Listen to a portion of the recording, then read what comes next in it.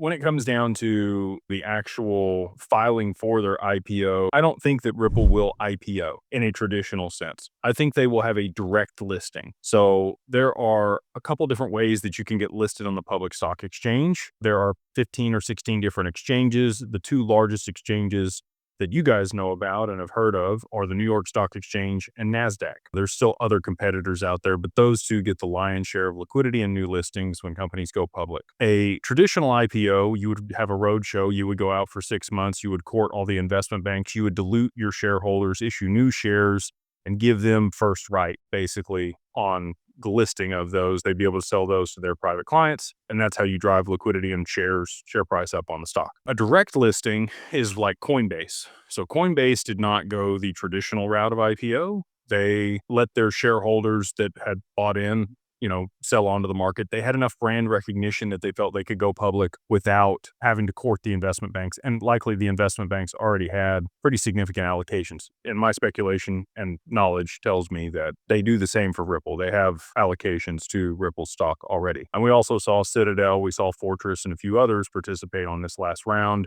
at a $40 billion valuation to the tune of about a $500 million investment into Ripple in late 2025. So I don't believe that they will go public in the first half of 2026. I tend to think that they are going to go public on a Texas stock exchange. BlackRock and Citadel are backing the Texas Stock Exchange here in Dallas. The first half of this year and probably even into Q3, the Texas Stock Exchange is only going to be ETFs or exchange traded products, ETPs. Later in the year, they will be listing one-off actual stocks. But I think it would be a very compelling story for them to go public on the Texas Stock Exchange, being backed by BlackRock and Citadel, especially if the Texas Stock Exchange is tokenized at that point.